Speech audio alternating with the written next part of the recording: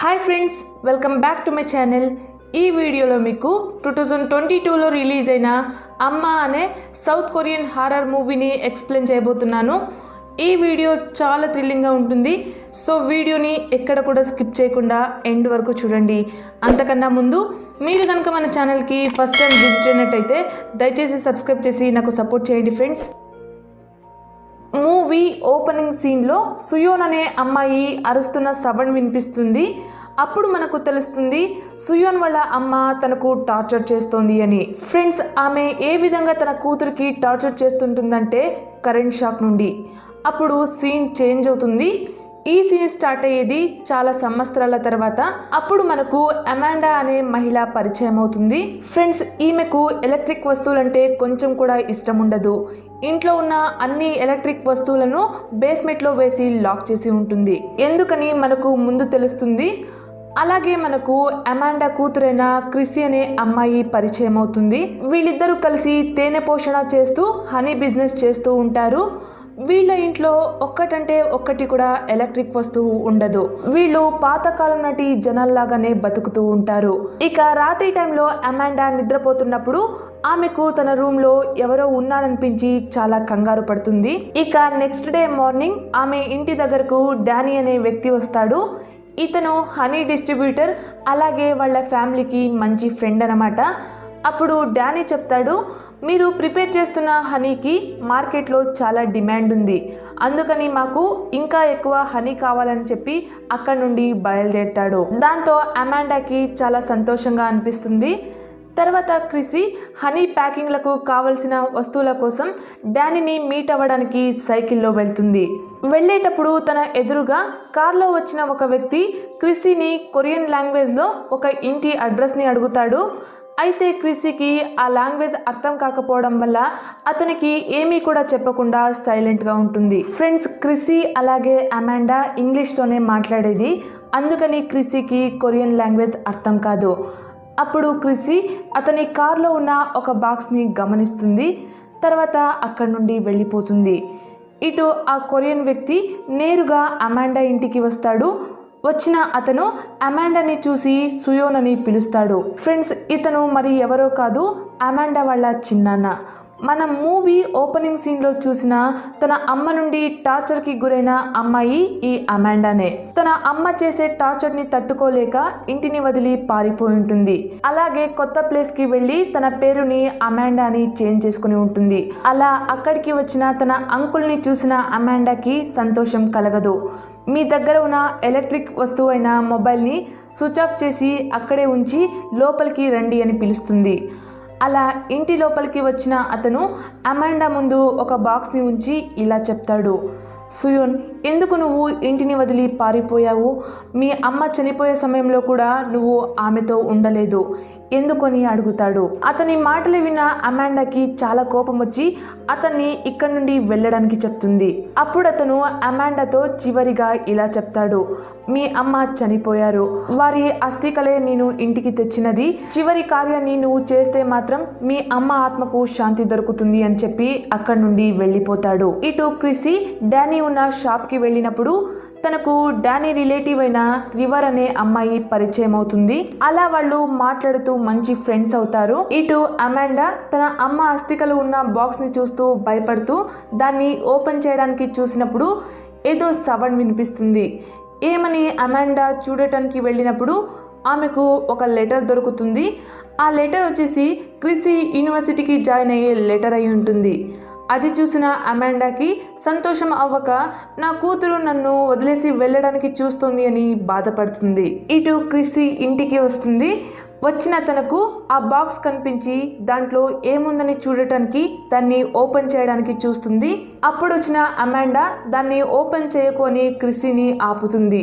తర్వాత ఆ university letter గురించి అడిగినప్పుడు ఆ లెటర్ని డానీనే ఇచ్చాడు, నాకు యూనివర్సిటీకి వెళ్ళడం ఇష్టం లేదు అని అబద్ధం చెప్తుంది. అయితే మనసులో క్రిసికి యూనివర్సిటీకి జాయిన్ అవ్వడానికి చాలా ఇష్టం ఉంటుంది. రాత్రి టైంలో అమాండా మొదటిసారిగా ఆ బాక్స్ని ఓపెన్ చేస్తుంది. చేసి చూస్తే దాంట్లో తన అమ్మ యూజ్ చేస్తున్న మాస్క్ని చూసి చాలా కంగారు పడుతుంది. అదే సమయానికి ఆమెకు బయట నుండి క్రిసి అరుస్తున్న సౌండ్ వినిపించి అదేమని కంగారుగా చూడటానికి వెళ్తుంది. వెళ్ళి చూస్తే ఆమెకు క్రిస్సీ కనిపించదు. దాని బదులుగా ఒక ప్లేస్లో కోడిపిల్ల కనిపిస్తుంది. అది చూసిన అమాండా దాన్ని తీసుకోవడానికి చూసినప్పుడు దాన్ని ఎవరో తొక్కి దాన్ని క్రష్ చేసి చంపేస్తారు. అప్పుడు కంగారు పడిన అమాండా ఎవరిని చూసినప్పుడు అది అమాండా వాళ్ళ అమ్మ యొక్క గోస్ట్ అయి ఉంటుంది. అప్పుడు అమాండా చాలా భయపడుతూ ఉన్నప్పుడు అక్కడికి వచ్చిన క్రిస్సీ తన అమ్మకు ధైర్యం చెప్పి ఆమెను అక్కడి నుండి తీసుకుని వెళ్తుంది. ఇక నెక్స్ట్ డే డానీ వస్తాడు. వచ్చిన అతనిపై అమాండా చాలా కోపగించుకుని ఉంటుంది.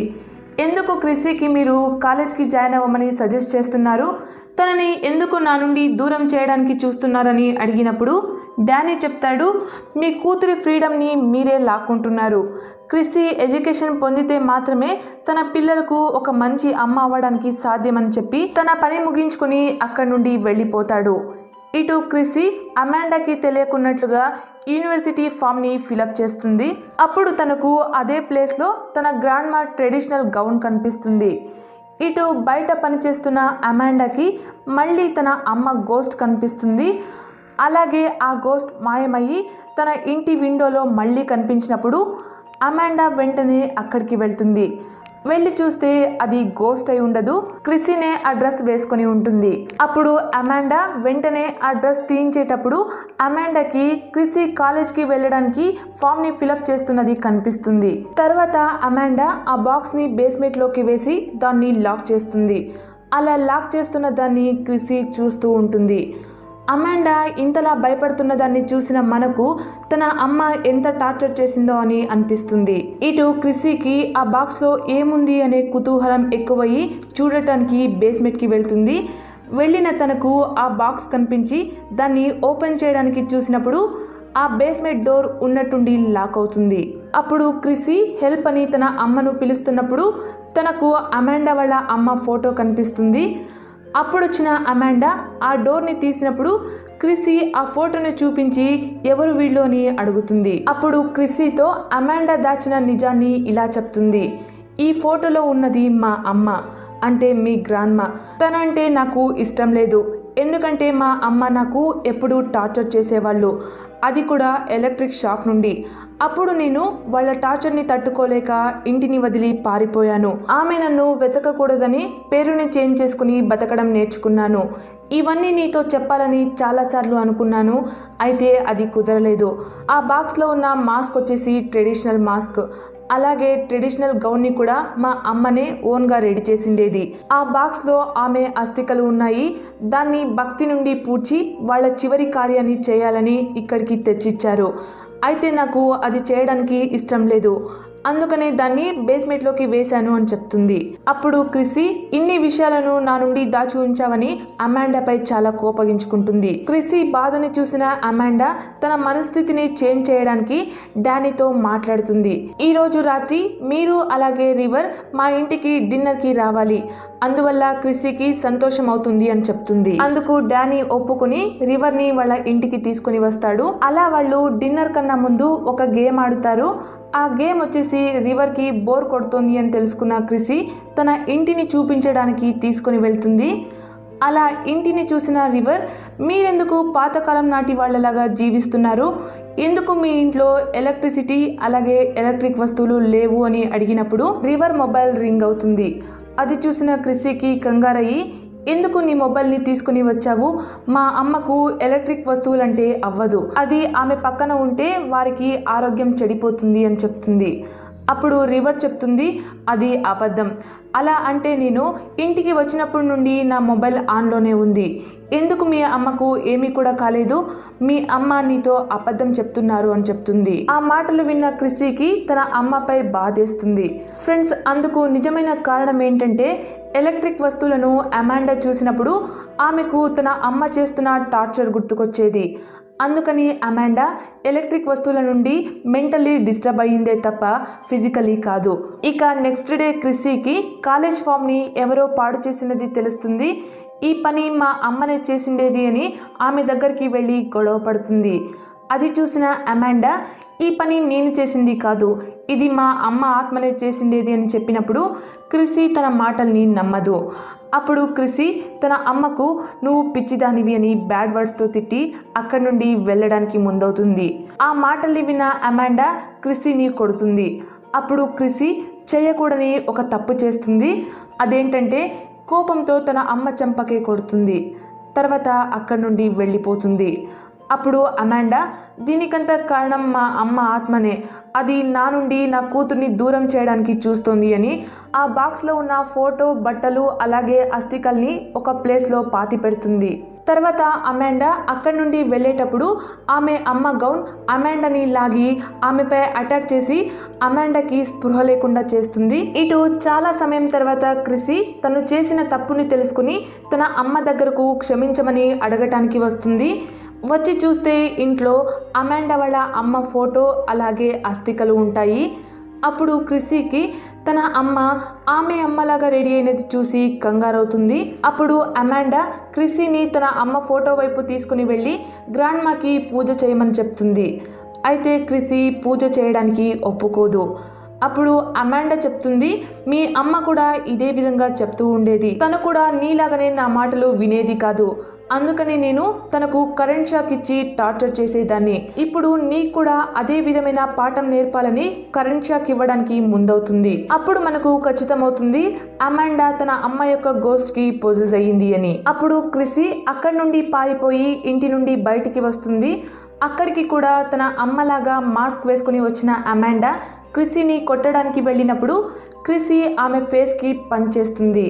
చేసిన వెంటనే ఆ మాస్క్ కిందకు పడి అమాండా ఆ పొజిషన్ నుండి బయటికి వస్తుంది. అప్పుడు ఆ గోస్ట్ అమాండాని ఆ గుంత లోపలికి లాగేసుకుంటుంది. అప్పుడు అక్కడే స్పృహ కోల్పోయిన అమాండాకి ఒక విజన్ కనిపిస్తుంది. ఆ విజన్లో అమాండా తన చిన్న వయసులో నివసించే రూమ్లో ఉంటుంది. తన అమ్మ కూడా ఆమెకు కనిపిస్తుంది. అప్పుడు తన అమ్మ దగ్గరికి వెళ్ళిన అమాండా ఆమెతో ఇలా చెప్తుంది, నువ్వు బతికే ఉన్నప్పుడు నాకు ఒక మంచి అమ్మగా లేవు, నువ్వు చనిపోయినా కూడా నాకు మంచి అమ్మగా ఉండక నాకు అలాగే నా కూతురికి టార్చర్ చేస్తున్నావని ఆ ఆత్మతో మాట్లాడి ఆ ఆత్మకి తను చేస్తున్న తప్పుని అర్థమయ్యేలాగా చేస్తుంది. అమాండా మాటలు విన్న ఆమె అమ్మకు నేను చేస్తున్నది తప్పు అని తెలిసి ప్రశాంతంగా ఉండిపోతుంది. అలా మాట్లాడి అక్కడి నుండి బయటికి వెళ్ళిన వెంటనే ఇటు అమాండా ఆ ప్లేస్ నుండి బయటికి వస్తుంది. ఇక నెక్స్ట్ డేనే అమాండా అలాగే క్రిసి కొరియన్ దేశంలోని సాంప్రదాయం ప్రకారం తన అమ్మ యొక్క చివరి కార్యాన్ని చేసి ఆమె వస్తువులను భక్తితో పాతి పెడతారు. అలా చేయడం వల్ల అమాండా వాళ్ళ అమ్మ సమస్య దూరం అవుతుంది. తల్లి కూతుర్ల కోపాలు తగ్గి ఇద్దరు ఒకరిని ఒకరు అర్థం చేసుకుని సంతోషంగా ఉంటారు. అమాండా క్రిసిని కాలేజ్కి వెళ్ళడానికి పర్మిషన్ ఇచ్చి ఆమెకు ఫ్రీడమ్ ఇస్తుంది. అమాండా ఎలక్ట్రిక్ వస్తువులకు భయపడకుండా నార్మల్ లైఫ్ని సాగిస్తూ తన కూతురికి ఒక మంచి అమ్మ అవుతుంది. ఇక్కడితో అమ్మ మూవీ ఎండ్ అవుతుంది. ఓకే ఫ్రెండ్స్, మీకు కనుక ఈ స్టోరీ నచ్చినట్టయితే లైక్ చేయండి, షేర్ చేయండి, కమెంట్ చేయండి. అలాగే ఇలాంటి స్టోరీస్ వినాలనుకుంటే మన ఛానల్ని తప్పకుండా సబ్స్క్రైబ్ చేసుకోండి. Thank you.